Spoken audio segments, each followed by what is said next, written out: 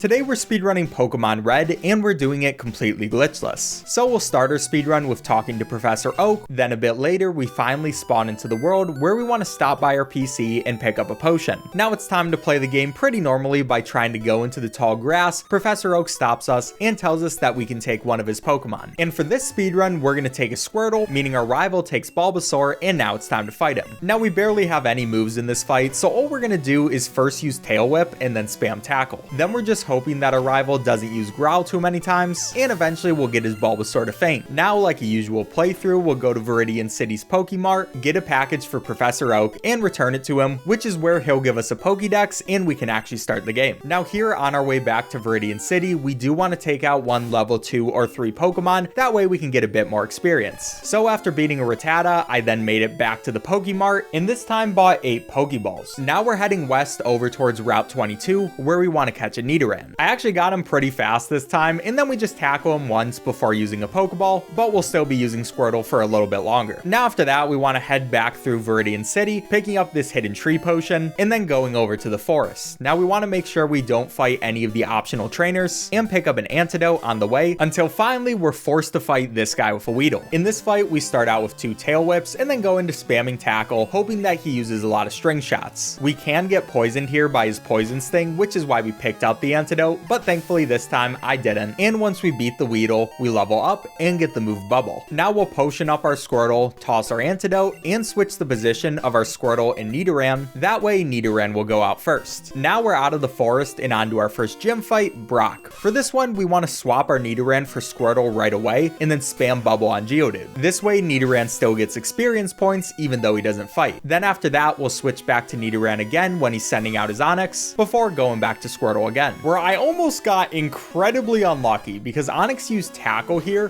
which was a critical hit and put us down to 1 HP. Thankfully, I was able to heal up Squirtle, and Onix used Bide after that, which is a move that stops the user from selecting a move for the next 2 to 3 turns, and then afterwards will do damage equal to twice the amount of damage received after that idle period. So our strategy here is to use some Tail Whips and then finish out with Bubble after his Bide fails. So that's Brock done, and now we're going to stop by the Pewter City Mart, where we're going to go to options and change our battle style to set, sell the TM that Brock just gave us, and buy 13 potions. Now we're heading east to Route 3, and it's Nidoran time. For the first 2 fights of this route, we're always going to use the same strategy. We'll always use Leer first, and then use Horn Attack to finish that Pokemon off. Then after beating Bugcatcher 1 and the guy who talks about how great shorts are, we become powerful enough to skip Leer and just use Horn Attacks and Tackles. We'll beat a total of 4 trainers on this route, and then also catch a Pidgey in the grass that we'll use later when we get the HM for Fly. Then we'll stop by the next Pokemon Center to heal up and enter Mount Moon. In this cave, the first thing we want to do is head left and get the TM for Water Gun. Then we'll take out a Super Nerd right here. Yeah, that's actually what the game calls him. I'm not calling him that. But he's easy enough just using some Horn Attacks, and following him, we'll pick up a Rare Candy, an Escape Rope, and do another fight with Lass. Again, we'll just use some more Horn Attacks, but this fight gives us enough experience to finally evolve our Nidoran into a Nidorino, which means we can add Water Gun to its moveset, and next up we'll fight a Hiker who only has Rock type Pokemon, so we can just spam Water Gun on him and get some easy experience. Now last thing for this floor, we want to pick up the Moonstone and continue heading through the cave, skipping all the optional Team Rocket fights. We also want to get lucky and find a Paris somewhere in here, which we'll catch for later. Now to finish out the cave, we'll use our Moonstone on our Nidorino and make it into a Nidoking before fighting the mandatory Team Rocket person and Super Nerd at the end, which yeah, just more Horn Attacks, and we can pick up the Helix fossil before exiting Mount Moon, which means we're on to Cerulean City, where we're going to want to stop by the Poke Center, steal a rare candy from somebody's backyard, and go up to Nugget Bridge, where here we get our next rival fight. For this fight, our rival will always start out with their Pidgeotto, which does have Sand Attack, and we have to really hope we don't get hit by that, since it will lower our accuracy. And thankfully, I didn't, so we were able to take out all his Pokemon with some more Horn Attacks. I promise you, these fights will get more interesting soon, but we need to get more moves. Now it's time for Nugget Bridge, where we have to fight 5 different trainers to get a prize at the end of it. And for the first 3, we're pretty much just going to use some more Horn Attacks, but before our 4th fight, we're going to want to use the 2 rare candies we collected on our Nidoking, which gives us the move Thrash. And this move is very good for the early parts of the speedrun, because how it works is it will keep inflicting damage for 3 to 4 turns, meaning you can't choose any other moves, and has a base power of 90. But then once the move finishes, we become confused. So we'll be using this move a lot when we can take out someone's team in less than 4 thrashes. And we'll do just that on the remaining 2 Nugget Bridge people, as well as the Team Rocket member who really wants us to join his team. I kinda wish we could, but at least we get a nugget out of it. And then we'll make our way over to Bill's house, where we'll fight a hiker first and use water gun, and then 3 more trainers, which will use thrash on them. Now making it over to Bill's house, we see that he turned himself into a Pokemon, which is kinda weird, but we're able to help him, and as a reward, he gives us an SS ticket, and then we'll escape rope out of his house right back to the Poke Center. Now it's time to fight Misty, but first we have 1 mandatory trainer in her gym that we're just gonna use thrash on. Now on Misty, we'll use thrash again, but this fight is really scary, because once she goes to Starmie, there's a chance that Starmie can actually kill us. Thankfully though, Misty started with an X defend, which she has a 25% chance of doing, and that meant it was super easy for us to pick up the win. So that's badge number 2, and Misty's also going to give us the TM for Bubble Beam, which we'll give to our Nidoking. Now it's time to make our way to Vermilion City, and on the way we have to fight this Team Rocket guy, who's very easy to beat. We just do some more thrashes, but he's gonna give us the TM for Dig. Then once we get to the underground path for Vermilion City, we can pick up this full restore, that's a secret item, and fight the 2 junior trainers blocking the city with yet again more thrashes. Now in Vermilion, we're gonna stop by the Pokemart, sell all our Pokeballs, buy 3 repels, and buy 6 paralyzed heals. Then we'll make our way to the SSN that we can use the ticket we got from Bill for. Now we'll use our full restore on the boat, and this boat's pretty cool because everybody's a trainer. Too bad we're not gonna fight any of them. Instead, we're just going straight over to our next rival fight. But here's where I made a bit of a mistake, because what you're supposed to do is use Horn Attack and Bubble Beam to take out his Pidgeotto and Raticate, but I forgot and just hit Thrash. Now this put me in a confused state, which was a bit scary, but we got lucky and never hit ourselves with confusion for the entire fight, so I was still able to get the win. Never punished. Now after that, we can go get the cut HM from the captain, before then making our exit. Now we will want to stop by one of the cabins where we're going to fight this gentleman. He has a Growlithe and a Ponyta, which we just thrash, but the reason we wanted to come in here is there's also a rare candy, which will be nice for later. So after all that, it's time for the electric gym, where we'll use our cut HM on Paris, that way he can cut the tree blocking it, along with giving it the TM for Dig, which will be useful later. Now we have the Surge trash can puzzle. This puzzle works where you have to hit 2 switches in the trash cans in a row, but thankfully there's a good way to do this. We can use this guide by going to each one of the numbers, and then when we find the one with the first switch, we can use the arrows to find the second. I did get kind of unlucky by getting a trash can with 4 possible options, but I hit the 25% chance, and now we're on to the fight. Which for Surge, we'll start out by bubble beaming his Voltorb, and then using Thrash to finish out his Pikachu and Raichu. That means we got badge number 3 and the TM for Thunderbolt, which will be really nice. But before we use that, we want to stop by the Pokemon fan club and get the bike voucher from this guy who's really obsessed with his Rapidash. Can't blame him though, it's a really cool Pokemon. Now we use Dig, which takes us back to the Poke Center in Cerulean City, so we can use the bike voucher we just got at the bike shop, meaning we can now move much faster in the overworld. So we'll want to teach Thunderbolt to Nidoking and go east towards Route 9. Here there's 2 trainers we gotta take out. First is a junior trainer, which will Horn Attack their first Oddish and thrash everything else, and second is the Bug Catcher, which will use a Thunderbolt on their Caterpie and finish out their Weedle and Venonat with thrashes too. So now it's time for Rock Tunnel, and as you may have noticed, we have not gotten the TM for Flash, and that means this entire tunnel is going to be pitch black.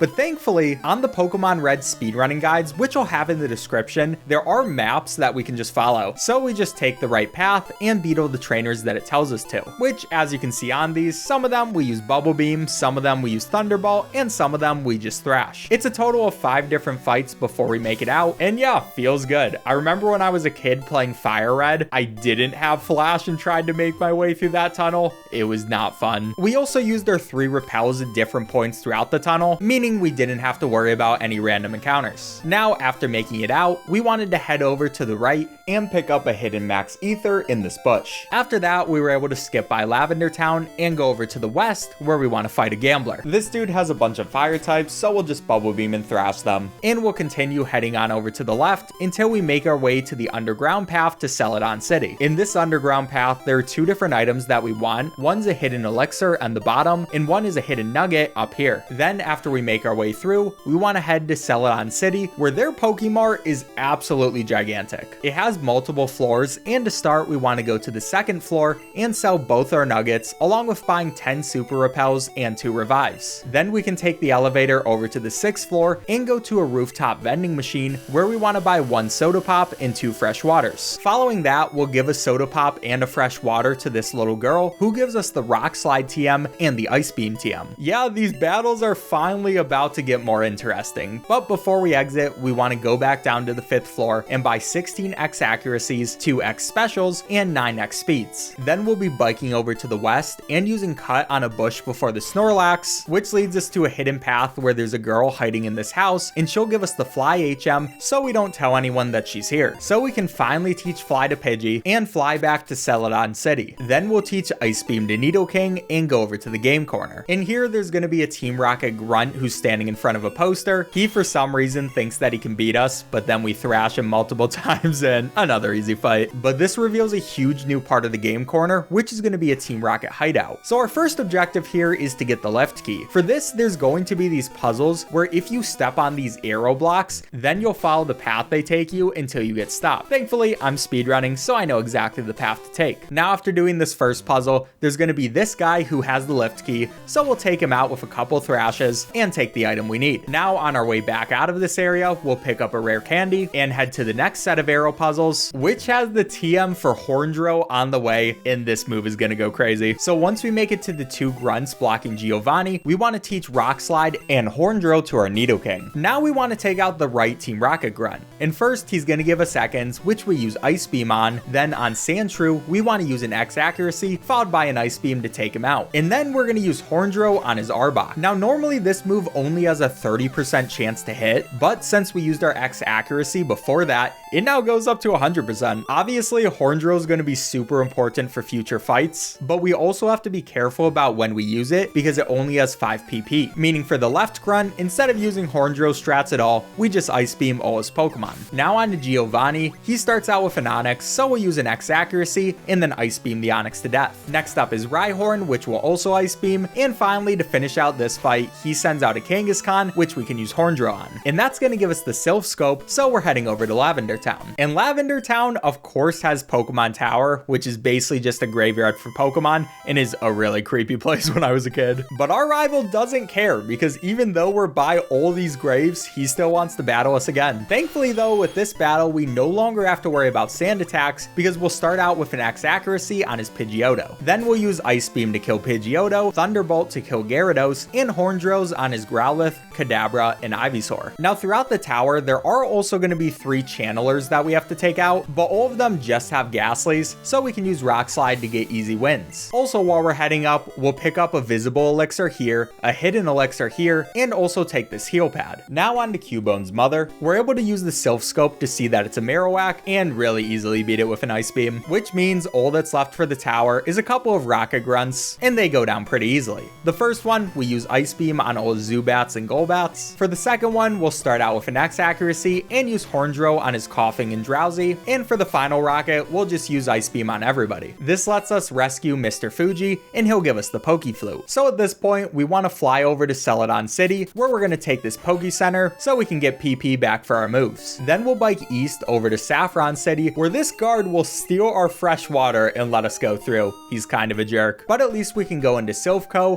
where we want to take the stairs up to the 5th floor. From here, there's going to be another hidden elixir in this plant, and then a fight against a Team Rocket member who's going to have an Arbok, so again, we'll use X accuracy followed by Horndro. Beating him allows us to go and get a card key, which opens up so much more of the map. And with this, we'll pretty much just make our way over until we get to this area, where we're going to fight our rival yet again. For this one, he'll start with Pidgeot, and we'll use an X accuracy followed by an X speed, and then finally a Horndro. Now for the next few guys, we'll use Horndro on Gyarados, Rock Slide on Growlithe, Horndro on Alakazam, and Horndro on Venusaur. Now before we make it to Giovanni, there's going to be one more Team Rocket member we have to take out, which we're going to start with an X accuracy and then a Max Ether on Horndro. Also, one thing I should mention is you do not get many Max Ethers and Elixirs in this game. You can't actually buy them, so the only way we can get them is finding them like we have throughout the run, meaning we really don't want to spam Horndros, we only want to use them when necessary. Anyways, for this Team Rocket guy, we use a Horndro on his Cubone and Drowsy, and an Ice Beam on his Marowak. Then on to Giovanni, we start with an X accuracy,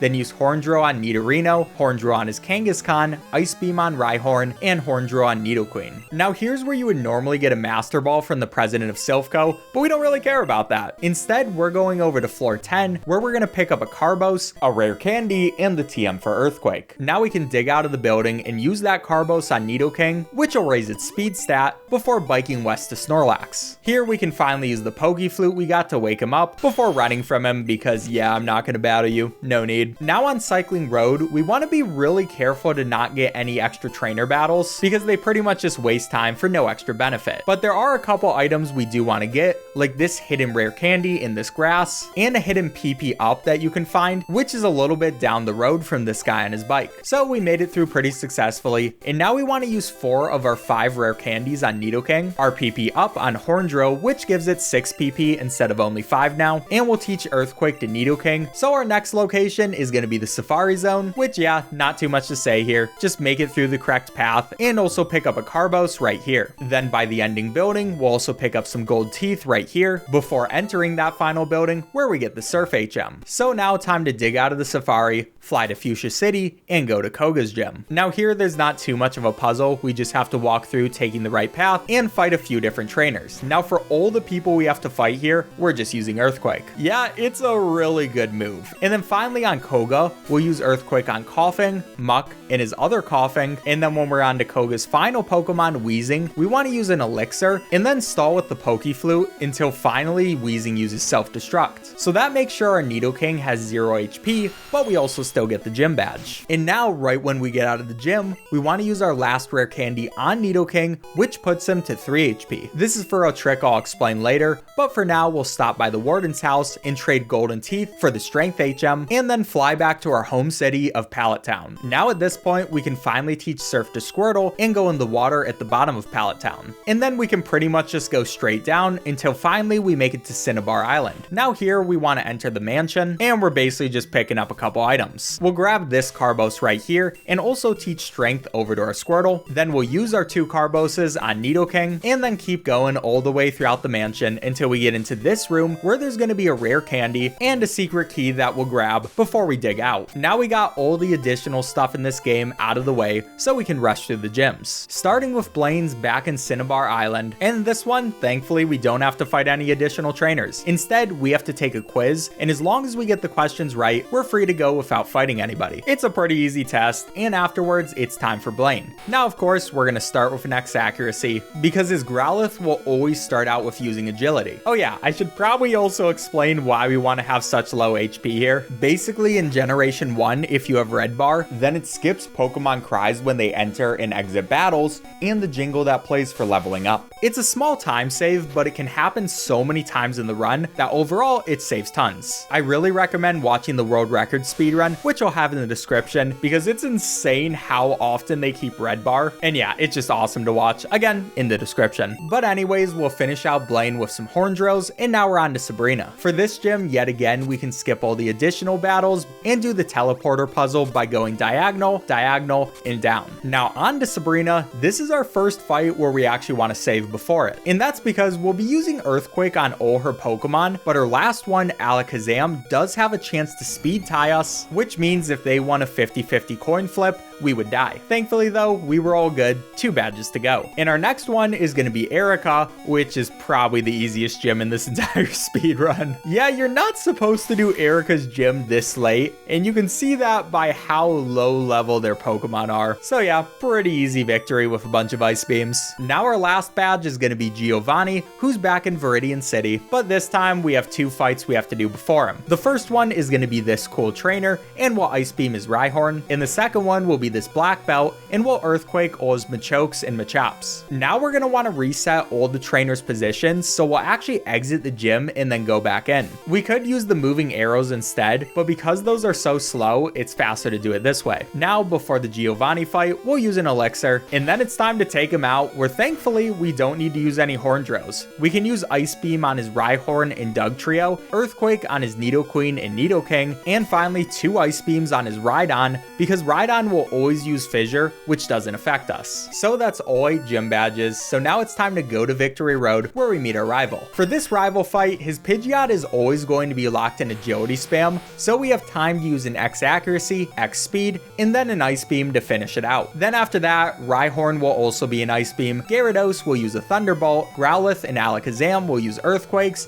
and Venusaur will use a Horndrill. So it's officially time for Victory Road. Now to start, we just have a bunch of people checking and making sure we have all the gym badges we need, but eventually we make it into the cave, and here's where we gotta do some puzzles. First off, we'll use Strength with our Squirtle to move this boulder all the way over to the right to get onto this button. That'll open up a door, so then we can head over to the top left of this cave where we can take this ladder. Then in this next area, we want to start out by going over to this boulder and moving it to the button right by it, and then heading over to another ladder over to the right. That'll bring us to this floor where there's another boulder to move, this time over to the left. After that, another path opens up, so we can head downwards until we get to this boulder, which we want to push into this hole and then follow it. That'll bring us back to the second floor, so then we're able to move this boulder that fell down the hole over to the left, which opens up the final path we need to open, meaning we can head up a couple ladders and finally exit the cave. Now, before the Elite Four, we'll buy 5 full restores, and it's time to finish out this run. So first person in the Elite Four is going to be Lorelei, and how we're going to play this is switch over to our Pidgey, which her Dugong is going to kill, and then switch back to Nidoking.